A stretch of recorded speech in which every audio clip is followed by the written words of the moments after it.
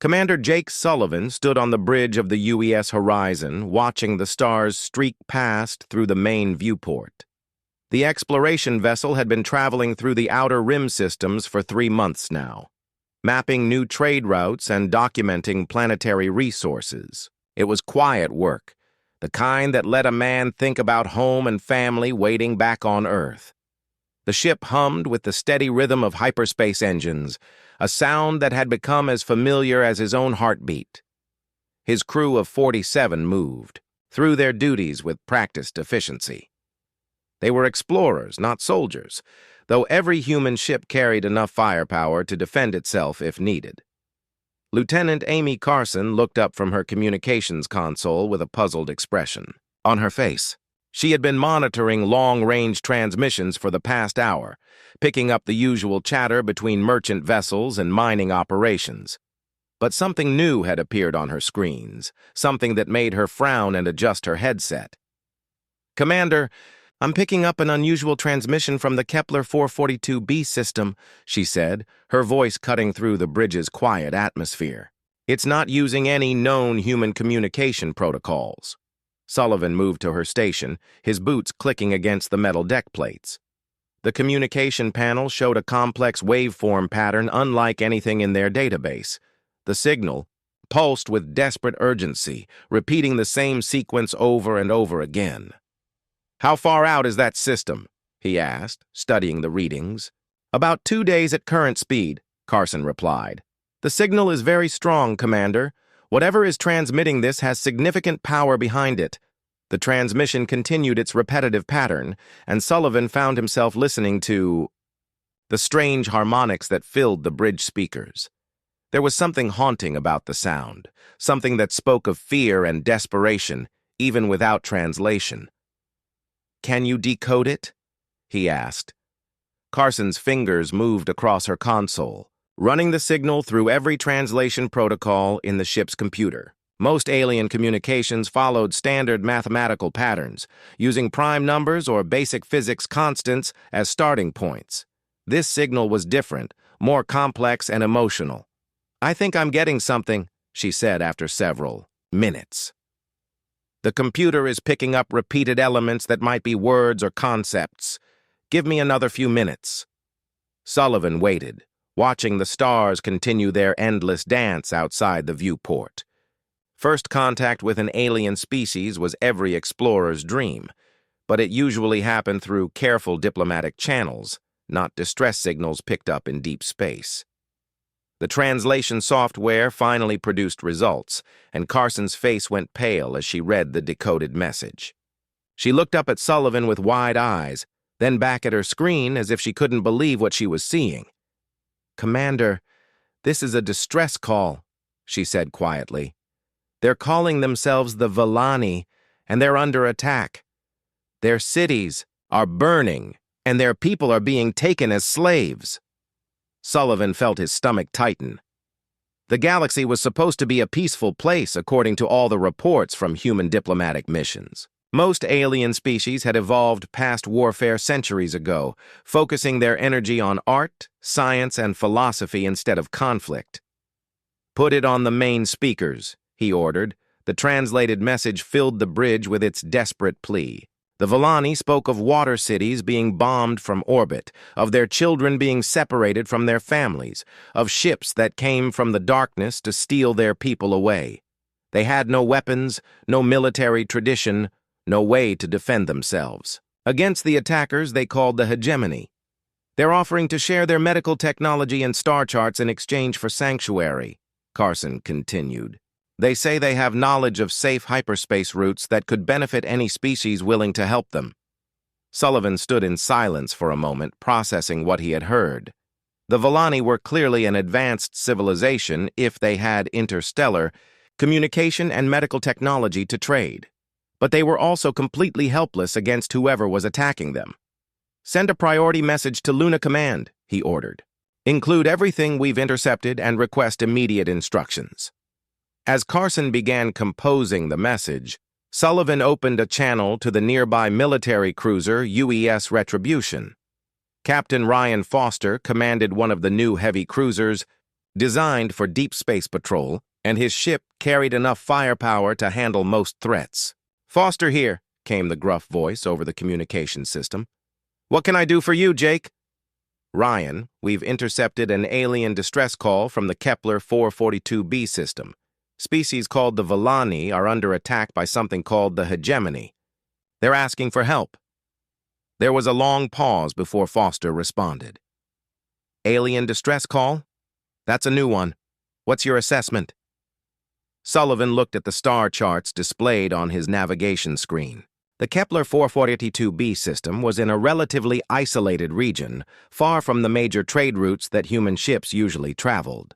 If there was trouble there, it could easily spread to other systems.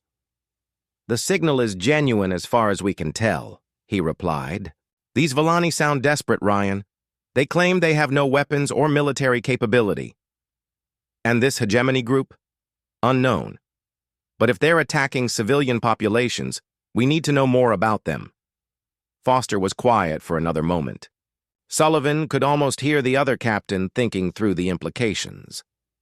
First contact situations were always delicate, especially when they involved active warfare. "I'm changing course to rendezvous with your position," Foster finally said. "We'll proceed to the Kepler system together and assess the situation. If there are refugees to evacuate, the Retribution has the cargo space to handle several thousand people." Sullivan nodded, though Foster couldn't see him. That was the human way. When someone called for help, you responded. It didn't matter if they were human or alien, familiar or strange. The right thing to do was obvious. But as he listened to the Villani distress call continuing its desperate loop, Sullivan felt a chill that had nothing to do with the ship's air conditioning. Something about this situation felt wrong, bigger than a simple refugee crisis. The galaxy was about to become a much more dangerous place, and humanity was walking straight into the middle of it. The stars continued their eternal dance outside the viewport, cold and distant and uncaring. Somewhere among them, an entire civilization was crying out for help, and two human ships were all that stood between them and whatever darkness was hunting them through the void. Admiral Kate Miller stared at the holographic display showing the Kepler 442b system while the crisis briefing continued around her. The Situation Room at Luna Command buzzed with activity as intelligence officers updated threat assessments and communications specialists worked to establish contact with the alien species involved. The initial report from Commander Sullivan had arrived 12 hours ago, followed by more detailed analysis from Captain Foster's intelligence team. What had started as a simple distress call was turning into something much larger and more dangerous than anyone had expected.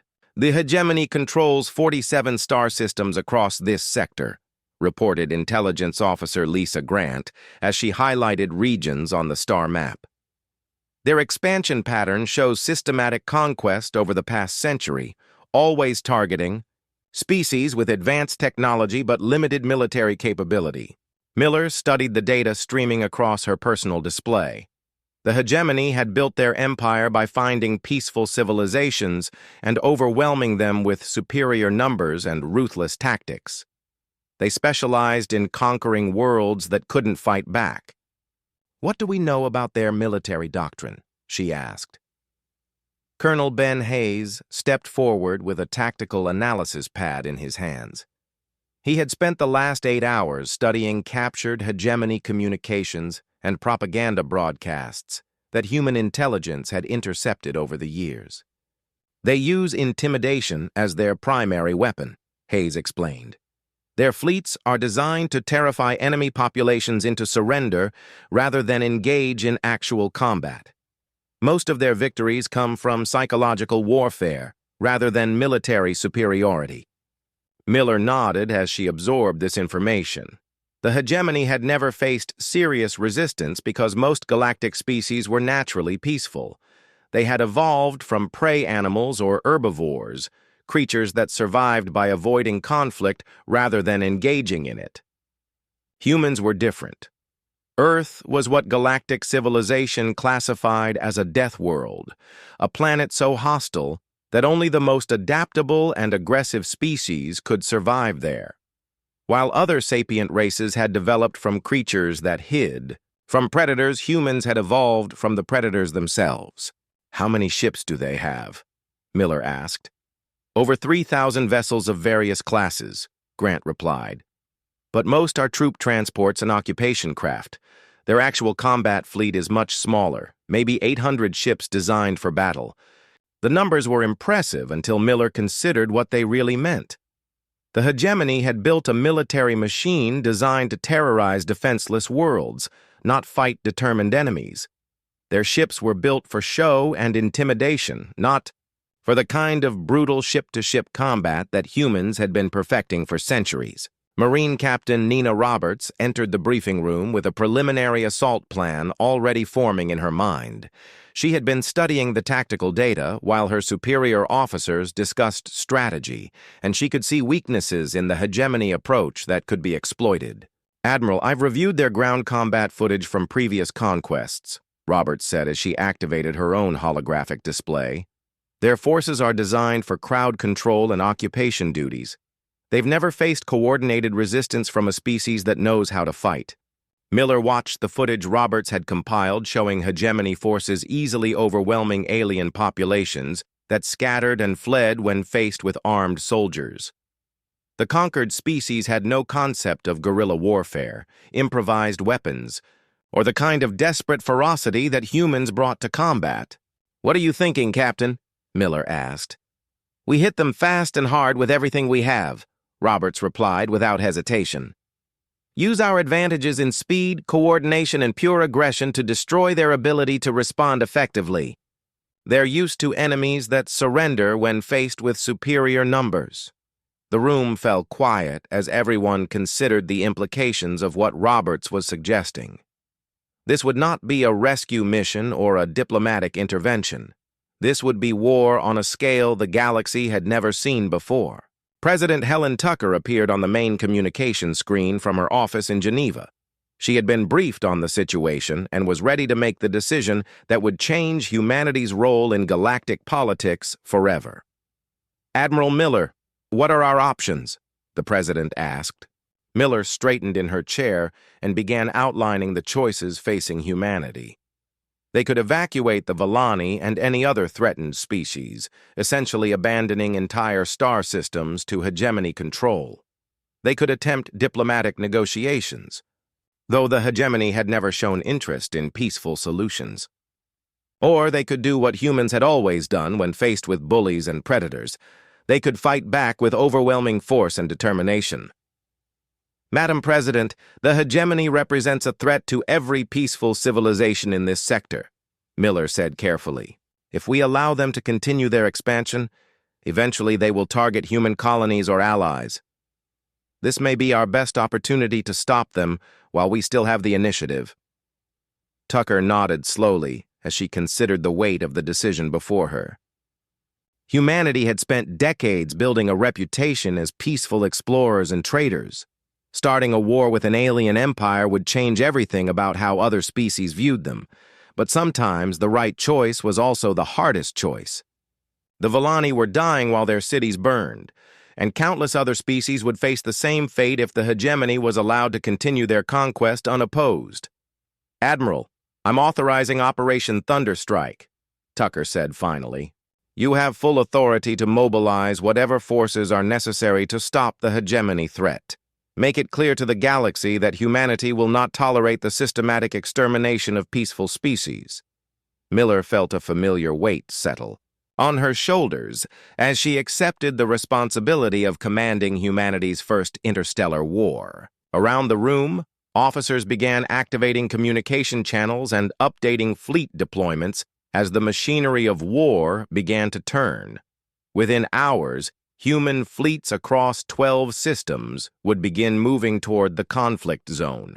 Ships that had been exploring distant stars or protecting trade routes would converge on the Kepler sector with one simple mission: teach the galaxy that predators made the worst possible enemies. The age of human exploration was ending, and the age of human protection was about to begin with fire and fury that would reshape the balance of power among the stars forever. The UES Retribution dropped out of hyperspace at the edge of the Kepler 442b system, with 12 other human warships following close behind. Admiral Foster stood on the bridge watching his tactical display update as sensors gathered information about the system ahead. What they found was worse than anyone had imagined. 3 Volani cities were burning on the planet's surface, their light visible even from orbit. Hegemony ships moved in systematic patterns around the world, bombarding population centers while smaller craft ferried prisoners to massive cargo vessels. The Hegemony blockade fleet consisted of 42 ships arranged in a defensive formation around the planet. Their vessels were large and impressive, designed to intimidate with their size and threatening appearance. Gun ports lined their hulls like hungry mouths, and their dark hulls absorbed light rather than reflecting it. Foster had seen similar tactics before in human conflicts. The Hegemony was making a statement with their fleet positioning, showing overwhelming force to discourage any potential rescuers. They expected surrender or retreat from anyone who discovered their operations. They were about to learn that humans responded differently to intimidation than other species. "All ships, this is Admiral Foster," he broadcast on the fleet communication channel. "Execute attack pattern Delta. Target their command vessels first, then work your way through their screening elements. No survivors, no prisoners, no mercy." The human fleet split into 3 groups and accelerated toward the Hegemony formation at maximum speed. The lead ships activated their electronic warfare systems, jamming enemy communications and sensor networks. Behind them, heavy cruisers charged, their main weapons while destroyers prepared torpedo volleys. The Hegemony commander apparently tried to open communications, probably expecting to negotiate or demand surrender. Foster ignored the incoming transmission requests and focused on his attack vectors. There would be time for talking after the shooting stopped. The first human missiles reached their targets 18 minutes after the attack began. Unlike the energy weapons favored by most galactic species, human weapons were designed for maximum destructive potential. Nuclear warheads detonated against Hegemony shields, overloading their defensive systems and leaving their hulls exposed to follow-up strikes. Foster watched the tactical display as the first Hegemony vessel broke apart under concentrated fire from 3 human cruisers. The alien ship had been built for intimidation rather than actual combat, and its armor plating couldn't withstand the focused assault of weapons designed by a species that had spent centuries perfecting the art of killing. The Hegemony fleet tried to respond with coordinated return fire, but their commanders had never faced opponents who used wolfpack tactics and coordinated strikes. Human ships moved in perfect synchronization, concentrating their firepower on single targets while using superior speed and maneuverability to avoid return fire. Captain Lisa Grant commanded the destroyer UES Falcon as it swept around the edge of the enemy formation, launching torpedo spreads at the Hegemony troop transports. Her weapons were designed to penetrate heavy armor and detonate inside enemy hulls, causing maximum internal damage. "Target the transport closest to the planet," she ordered her weapons officer. "Those ships are full of Volani prisoners." The torpedoes struck their target with devastating precision, but instead of destroying the transport completely, they disabled its engines and weapons systems. Grant wanted to give the Volani aboard a chance to survive while preventing the ship from escaping with its human cargo. On the planet's surface, Major Alex Chen led the first wave of human ground forces as they deployed from assault shuttles near the largest Volani city.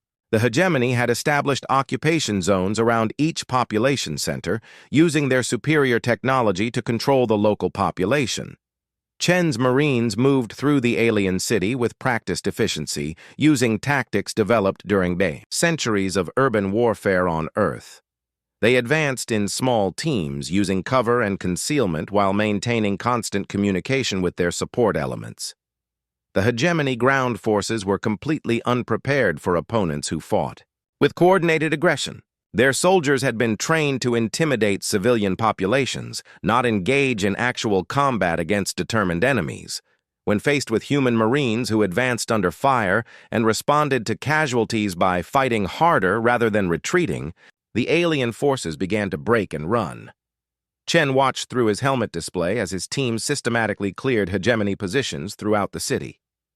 The aliens fought like creatures that had never evolved to be predators, relying on superior numbers and technology rather than tactical thinking and adaptability. "Second platoon, sweep those buildings on the left," he ordered over his communication system. "Third platoon, establish a perimeter around the civilian shelters. I want those Villani protected while we finish clearing the area." The battle for the city lasted 6 hours and ended with the complete destruction or retreat of all hegemony forces in the area. Chen's Marines had suffered 12 wounded and no killed, while eliminating over 300 enemy soldiers and liberating nearly 10,000 Villani civilians. In orbit, the space battle was reaching its conclusion as the last hegemony vessels either surrendered or were destroyed by concentrated human fire. Foster counted 41 enemy ships eliminated and 1 captured, with minimal damage to his own fleet.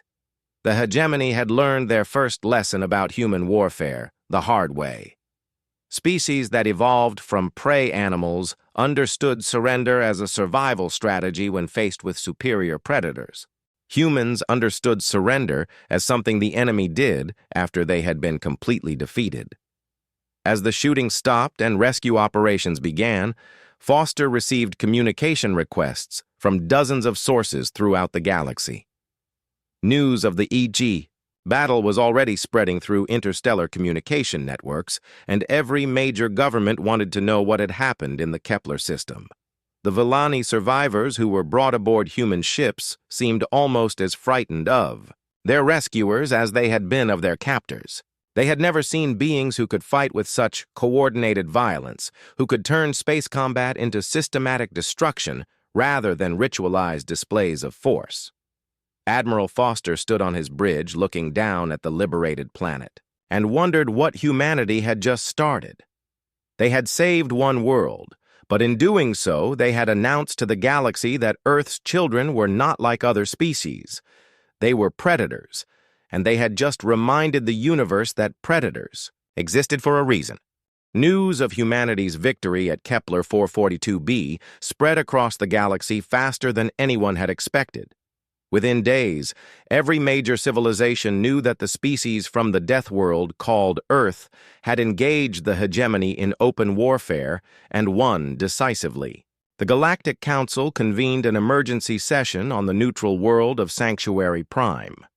Representatives from over 200 species gathered to discuss what this development meant for galactic stability.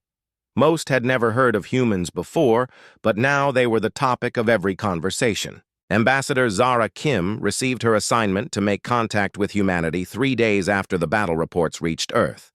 She was one of the Council's most experienced diplomats, chosen specifically because she had successfully negotiated with aggressive species before. But nothing in her training had prepared her for dealing with predators who fought wars for moral reasons rather than territorial gain.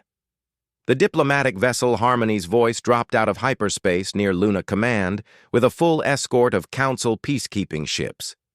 Kim stood on the bridge watching Earth grow larger on the main screen, studying the blue and white world that had produced such dangerous children. Earth looked peaceful from space, with its swirling clouds and vast oceans.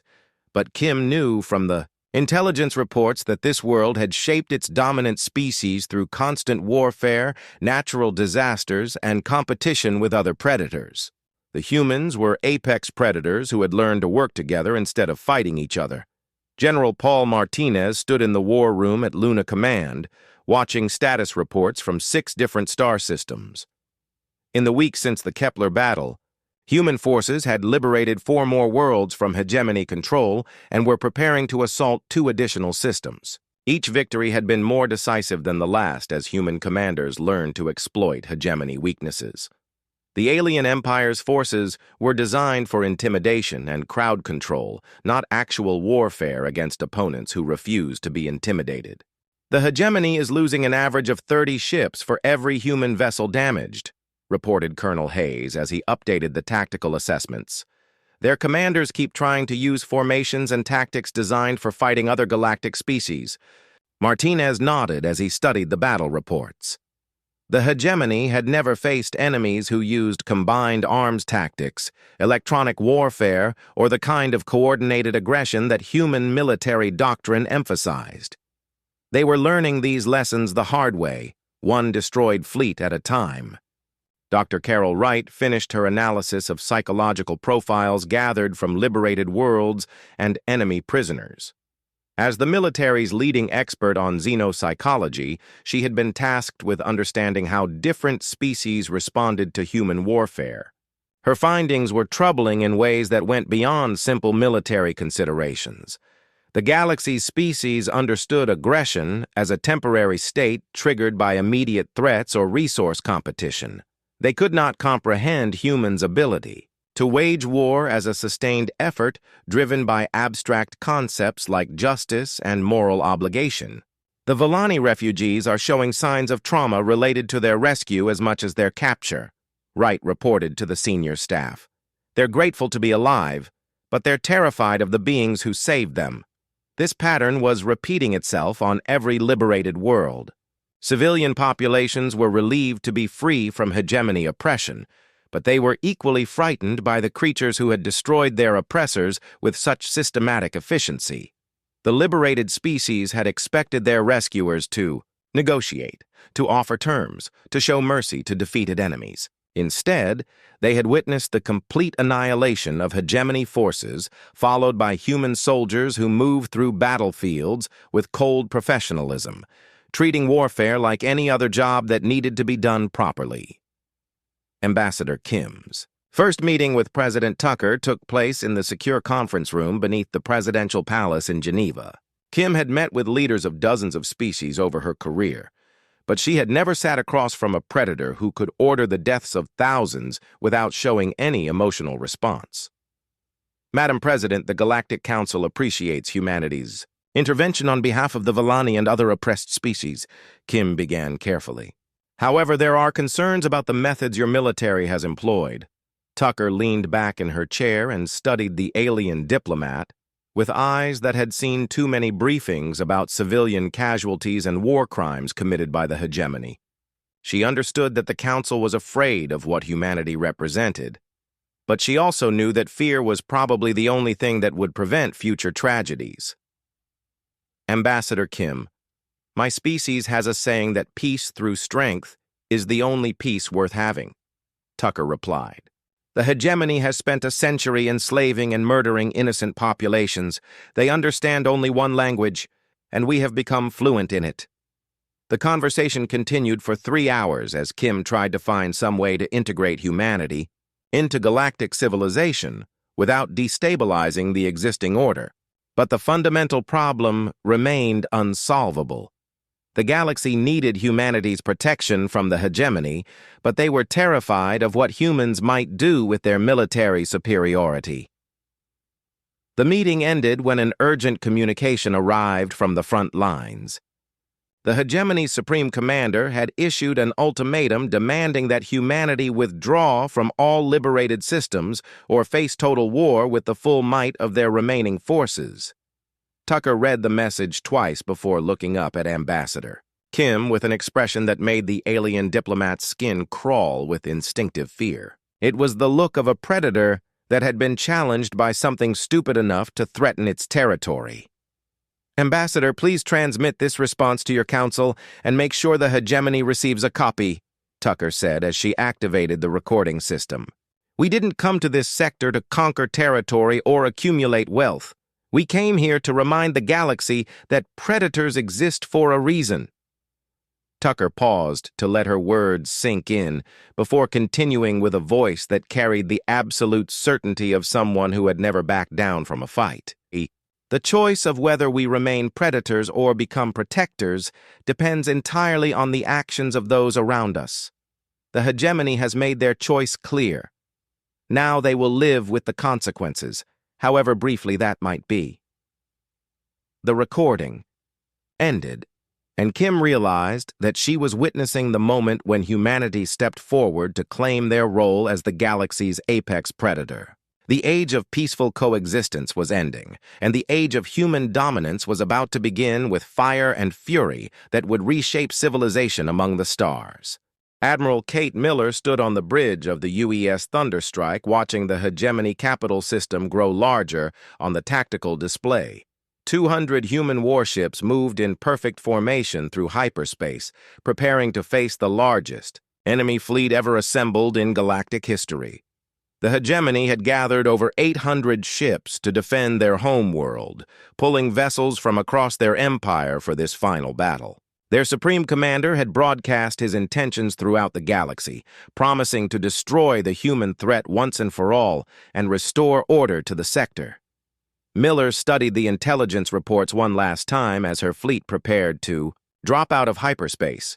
The enemy had positioned their forces in multiple defensive rings around their capital world, using asteroid fields and orbital stations to create kill zones for any attacking force. It was exactly the kind of defensive strategy that would have worked against any other galactic species. Most civilizations fought wars through ritual combat and negotiated settlements, avoiding the kind of total warfare that could devastate entire systems. The hegemony expected humanity to follow these same rules. They were about to learn that humans had written different rules for warfare, rules that prioritized victory over survival and justice over mercy. "All ships, prepare for combat drop," Miller announced to the fleet. "Remember, we're not here to conquer their world. We're here to end their ability to threaten innocent species ever again." The human fleet dropped out of hyperspace simultaneously, appearing inside the hegemony defensive perimeter in a coordinated assault that caught the enemy commanders completely off guard. Instead of approaching the system cautiously and allowing time for negotiation, the humans had jumped directly into weapons range and opened fire immediately. The first wave of human missiles struck hegemony command ships before their crews could even react to the sudden appearance of the enemy fleet. Nuclear warheads detonated against shields and armor plating, creating explosions visible from the planet's surface as the largest military vessels in the hegemony fleet began breaking apart. Captain Luke Davis commanded the destroyer UES Vanguard, as it swept through the outer defensive ring, targeting enemy vessels with precision strikes designed to disable rather than destroy when possible. His orders were clear. Eliminate military threats, but preserve as much infrastructure as possible for the coming occupation. The hegemony fleet fought with desperate courage as they realized this battle would determine the fate of their entire civilization. Their ships moved in coordinated formations, concentrating fire on individual human vessels while trying to use their superior numbers to overwhelm the smaller human force. But numbers meant nothing when the enemy refused to fight. According to accepted galactic conventions, human ships used electronic warfare to blind enemy sensors, deployed decoy missiles to confuse targeting systems, and coordinated their attacks with a precision that the hegemony had never encountered before. The battle raged for 18 hours, as human forces systematically destroyed or disabled every hegemony vessel in the system. Ship after ship fell to concentrated firepower as Miller's commanders demonstrated the difference between ritualized combat and total war. When the shooting finally stopped, over 700 hegemony vessels had been destroyed or captured. The human fleet had lost 3 ships with moderate damage to 12 others. The mathematics of the battle told the story that would reshape galactic politics for generations to come. Miller opened a communication channel to the hegemony homeworld as her ships established orbital control around the planet. The alien leaders who had spent decades terrorizing peaceful species now faced the same choice they had offered their victims: surrender or face complete destruction. "This is Admiral Miller of the Human Defense Force," she broadcast to the planet below. "Your military has been defeated, and your empire is ended. You have 1 hour to surrender unconditionally, or we will begin orbital bombardment of your government centers." The response came 37 minutes later as the surviving hegemony leadership agreed to discuss terms. Miller had expected them. to fight to the end, but even aggressive species understood when they had been completely outmatched. The surrender negotiations took place aboard the UES Thunderstrike, with representatives from both sides trying to find terms that would prevent further bloodshed. The hegemony delegates arrived expecting to negotiate some kind of power-sharing arrangement that would preserve their authority. Instead, they found themselves facing Admiral Miller across a conference table while she dictated the terms of their complete capitulation. The hegemony empire would be dissolved immediately. Their military leadership would face trial for war crimes, and their member worlds would be granted independence under human protection. "You cannot simply destroy our civilization," protested the hegemony supreme commander. "We have governed this sector for over a century." Miller looked at the alien leader with the same expression she might use when examining an interesting insect specimen. The hegemony had ruled through fear and intimidation for so long that they couldn't comprehend dealing with beings who felt no fear and couldn't be intimidated. "Your civilization destroyed itself when it chose to prey on innocent species," she replied calmly. "We're simply cleaning up the mess you made." The final terms were transmitted to every world in the former hegemony territory within hours of the surrender. Human peacekeeping forces would maintain order during the transition period, local governments would be established on each liberated world, and any attempt to restore the old system would be met with immediate military intervention. Captain Davis found himself appointed as military governor of the hegemony capital system, responsible for overseeing the dismantling of the empire's government structure. It was not a job he had wanted, but someone had to ensure that the transition happened peacefully. The work took months as human administrators helped former slave worlds establish their own governments while monitoring former hegemony officials for signs of rebellion. It was tedious work, but necessary to prevent the empire from reforming under new leadership. The Galactic Council convened again 6 months after the final battle to formally recognize humanity's role as the sector's dominant military power. Ambassador Kim presented the Council's official resolution acknowledging human authority over the former hegemony territory. The ceremony took place on Sanctuary Prime, with representatives from hundreds of species in attendance. The Villani delegate spoke for all the liberated worlds when she addressed the assembly with words that would be remembered throughout galactic history. "We called for help and expected charity," she said in her translated voice. "Instead, we received something far more valuable, justice delivered by creatures who understand that sometimes peace can only be achieved through superior firepower." Commander Jake Sullivan returned to his exploration duties aboard the UES Horizon, now serving as flagship of the newly formed Galactic Defense Force. His ship had been upgraded with additional weapons and communication equipment, turning it from an exploration vessel into a mobile command center. The final scene of humanity's transformation played out when Sullivan received another distress signal from a distant system. This time, the response began not with offers of evacuation or diplomatic negotiation, but with a simple question transmitted to Luna Command.